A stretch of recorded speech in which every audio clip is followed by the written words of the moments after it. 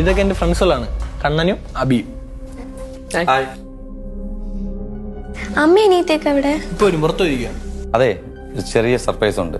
പെങ്ങൾ വരുന്നവരെ ഞങ്ങൾ പറഞ്ഞിട്ടില്ല. അപ്പൊ വരുമ്പോൾ സർപ്രൈസ് ആയിക്കോട്ടെ അവർക്ക് കേട്ടോ. നമുക്ക് ഇന്നത്തെ ദിവസം അടിച്ചു വിളിക്കാം. ഓക്കെ? അളിയ നമുക്ക് വല്ല ജ്യൂസ് ആവല്ലോ, അങ്ങനെ എന്തെങ്കിലും കൊടുക്കും. ഓ, നമുക്ക് ജ്യൂസ് എടുത്തിട്ട് വരാം. ഇരിക്കും.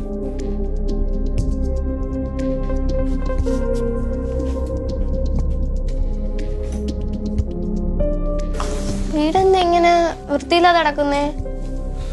അമ്മയും അനിയത്തിയൊക്കെ കുറച്ച് ദിവസം ഇവിടെ ഇല്ലായിരുന്നു, വലിയ മേലായിരുന്നു. വീട്ടിൽ നിന്ന് സിഗരറ്റ് വെച്ച് അമ്മ വഴക്ക് കുറയൂലേ? അമ്മ ഇല്ലല്ലോ, അമ്മ വരുമ്പോഴേക്കും എല്ലാം സെറ്റ് ആയിക്കോളും. ജ്യൂസ്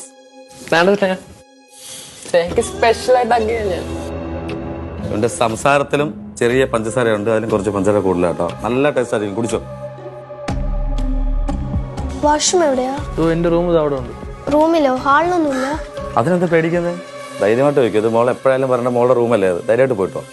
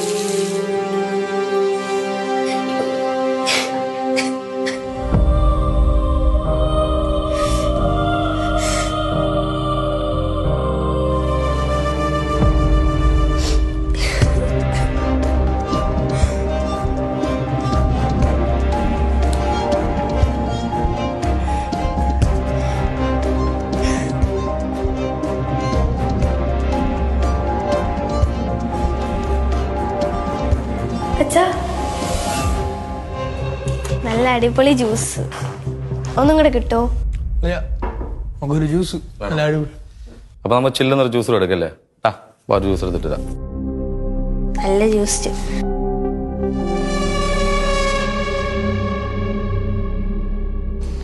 അമ്മ എണീറ്റേക്ക് അവിടെ. അവരടുത്ത് പോവാൻ പറ. നീ അത് ഇവിടെ വന്നിരിക്കുവാ.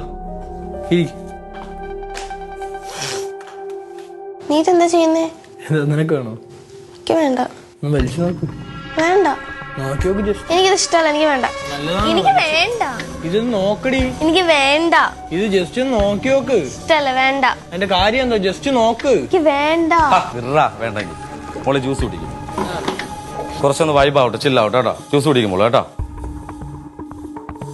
കുറച്ച് കഴിഞ്ഞ് കുടിച്ചോളാം. അതെന്താ എനിക്ക് ഇപ്പം കുടിച്ചോ? കുറച്ച് കഴിഞ്ഞ് കുടിച്ചോ. ഇപ്പൊ ഒരെണ്ണം കുടിച്ചല്ലേ ഉള്ളൂ. അതെന്താ എനിക്ക് ഇപ്പം കുടിച്ചാലെന്നാ ചോദിക്കണേ? എനിക്കിപ്പൊ വേണ്ട. അതെന്താന്നാ ചോദിക്കണേ? നീ കുടിക്ക്. എനിക്കിപ്പൊ വേണ്ട. അതെന്താ എനിക്ക് ഇപ്പം വേണ്ട? നീ കുടിക്കടി. നീ കുടിക്കടി. എനിക്ക് വേണ്ട.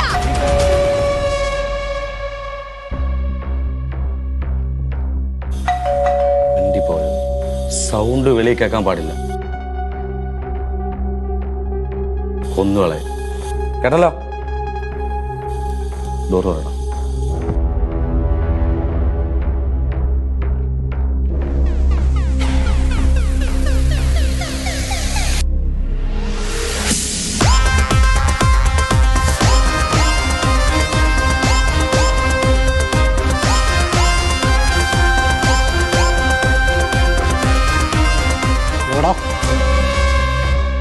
സാർ എന്താ കാര്യം? എന്താ മക്കളെ ഇവിടെ പരിപാടി? സാർ എന്താ സാർ കാര്യം? എന്താ കാര്യം? കാര്യം നിനക്കറിയില്ല? സാർ വിട്, കാര്യം പറ. കാര്യം അറിയില്ല? ആവശ്യമില്ലാതെ ദേഹത്തൊന്നും അവരെ എന്റെ കൂട്ടുകാരന്മാരാ. അവരെ തൊടേണ്ട കാര്യമില്ലല്ലോ. പിന്നെ ആരാ വേണം? നിന്നെയാണല്ലോ എനിക്ക് തൊടേണ്ടത്. എന്തിന് കാര്യം?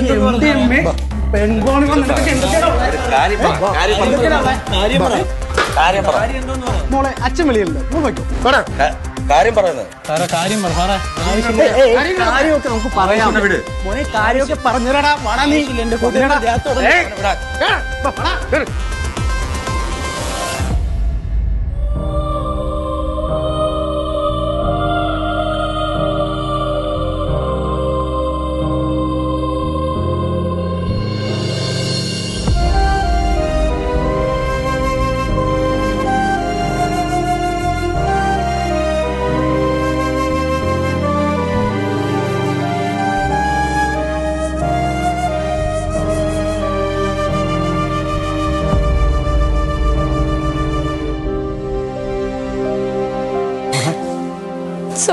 അച്ഛ പ്ലീസ് സോറി.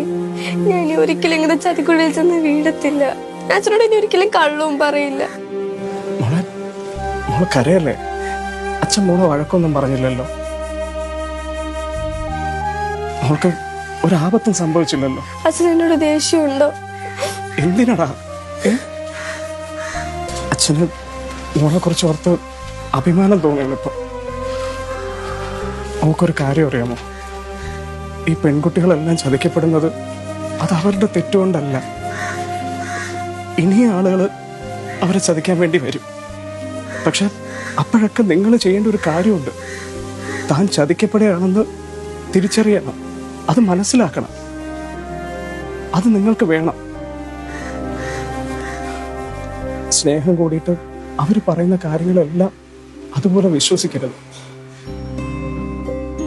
സ്നേഹിക്കുന്ന ആളെ പരിപൂർണമായിട്ട് വിശ്വസിക്കുന്നത് വരെ, അവരിനി നമ്മുടെ ജീവിതത്തിൽ അങ്ങോട്ട് വേണമെന്ന് നമുക്ക് ഉറപ്പാകുന്നത് വരെ എപ്പോൾ വേണമെങ്കിലും ഇറങ്ങി വരാനുള്ളൊരു സ്നേഹബന്ധമായിരിക്കണം നിങ്ങളുടേത്. ഇപ്പൊ തന്നെ ഓക്കൊരു ഡൗട്ട് തോന്നിയപ്പം അച്ഛനെ വിളിച്ചില്ലേ, അതുപോലെ